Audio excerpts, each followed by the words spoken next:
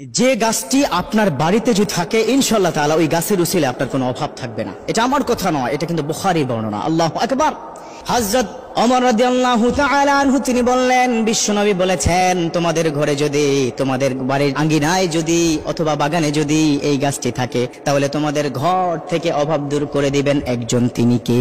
রব্বুল আলামিন, তিনি অভাব দূর করে দিবেন। আর সেই গাছটি সম্পর্কে হযরত ওমর রাদিয়াল্লাহু তাআলা আনহু কি বলেছেন? মিন শাজারাতিন দাকুনা মিসলাল মুসলিম। এটা হচ্ছে সমস্ত গাছের মধ্যে মুসলিম গাছ। সুবহানাল্লাহ। একটা ছোট্ট ঘটনা শেয়ার করলে বুঝবেন যে এই গাছটা কি পরিমাণ মূল্যবান এবং এই গাছের ফলটা কি পরিমাণ প্রয়োজন। তবে এই গাছের ফলটা সম্পর্কে আম্মাজান আয়েশা রাদিয়াল্লাহু তাআলা আনহু তিনি বলে দিয়েছেন।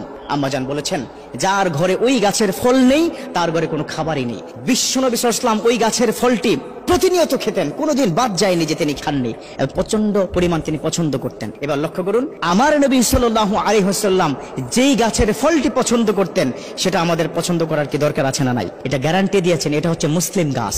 এই গাছটার নাম রাখা হয়েছে মুসলিম গাছ। পৃথিবীতে 18,000 মাখলুকাতের মধ্যে যে পরিমাণ গাছ আমরা জানি অথবা জানি না, বা বনে যে পরিমাণ গাছ রয়েছে বা যে পরিমাণ গাছের চাষাবাদ করি, সমস্ত গাছের মধ্যে এটাকে বলা হয়েছে মুসলিম গাছ।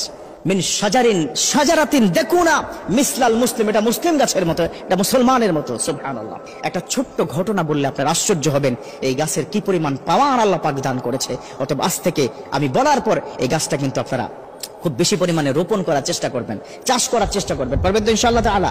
ইনশাআল্লাহ তাআলা। হযরত সালমান ফারসি রাদিয়াল্লাহু তাআলা আনহু বিশ্বনবীর কাছে এসে বললেন, ও নবী, দিনের বেলা আপনাকে বড্ড দেখতে মন চায়, মাঝে মাঝে আপনার কথাগুলো শুনতে মন চায়।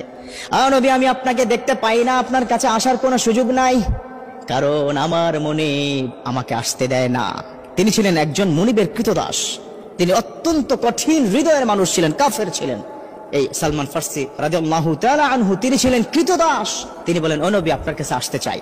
এবার বিশ্বনবী বললেন, ও সালমান, তুমি তোমার মনিবের কাছে গিয়ে বলো তিনি কত টাকা চায়, কত দিনার চায়, কিসের বিনিময় তিনি তোমাকে মুক্ত করে দিবে, আমি সেই বিনিময়টা দিয়ে দেব।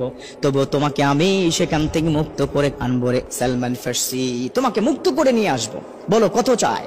এবার হযরত সালমান ফারসি রাদিয়াল্লাহু তাআলা আনহু তার মুনিবের কাছে গিয়ে বললেন যে আমার নবী মুহাম্মদ রাসূলুল্লাহ সাল্লাল্লাহু আলাইহি ওয়াসাল্লাম আমাকে কিনতে চায়, কয় টাকা আপনি চাচ্ছেন? কিন্তু তার মুনিব এতই চালাক ছিলেন, সে কোনোভাবেই তাকে ছাড়বে না। কেন ছাড়বে না? কারণ সালমান ফারসি রাদিয়াল্লাহু তাআলা আনহু অত্যন্ত নিষ্ঠার সহিত কাজ করতেন। তিনি চিন্তা করলেন, আমার এই কৃতদাসকে তো ছাড়া যাবে না, এত ভালো কাজ করে, কোনো ফাঁকিবাজি করে না। তখন তিনি একটা কাজ করলেন। কি কাজ করলেন জানেন? ওই গাছের ফলের বিচি, 300টি বিচি, কতটি বিচি? ওই গাছের ফলের 300টি বিচি তাকে পুড়িয়ে, গাছের যদি কোনো বিচি পুড়িয়ে দেওয়া হয় সেই বীজ থেকে কি ফল হয়, গাছ হয়? কখনোই হয় না, কোয়াইট ইম্পসিবল।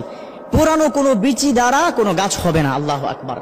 300টি বিচি পুড়িয়ে তাকে বললেন, একটা পোটলার মধ্যে দিয়ে বললেন, এই বিচিটি তুমি তাড়াতাড়ি লাগাও, লাগানোর পরে যেদিন এই বিচি থেকে গাছ জন্মে, গাছ থেকে ফল আসবে, সেই ফল খাওয়ার পর তোমাকে ছাড়বো। বুঝতে পেরেছেন তো? মানে তাকে ছাড়বে না, এই বুদ্ধি। আচ্ছা, সেই গাছটার নামটা আমি আগে কি বলে নেই। সেই গাছটি হচ্ছে খেজুর গাছ। বিশেষ করে আরবিয়ান কান্ট্রিতে প্রচুর পরিমাণ খেজুর বাগান রয়েছে এবং খেজুর গাছ সবচেয়ে ফেভারিট গাছ আরবের মধ্যে, জায়গায় জায়গায় খেজুর গাছ। তবে আলহামদুলিল্লাহ বর্তমানে বাংলাদেশে কিন্তু প্রচুর পরিমাণে খেজুর বাগান হচ্ছে। ওই খেজুর গাছ লাগানোর কিন্তু নতুন ফর্মুলা বাংলাদেশে শুরু হয়ে গেছে, আপনিও চাইলে একে লাগাতে পারবেন। এবার বিষ্ণু বললেন, সালমান ফারসি, কি হলো, তোমার মনটা খারাপ কেন? সালমান ফারসি বলেন, ও নবী, আমাকে 300টি বিচি দিয়েছে, কিন্তু 300টি বিচি হলো পুরানো বিচি, এবং সে শর্ত দিয়েছে এই বিচিটা লাগানোর পর গাছ উঠবে, গাছ থেকে ফল, সে যখন খাবে তখন আমাকে ছেড়ে দিবে, আপনার কাছে ছেড়ে দিবে। এখন আমার বিষ্ণু বললেন, সালমান ফারসি, ডোন্ট ওয়ারি, ভয় পেও না।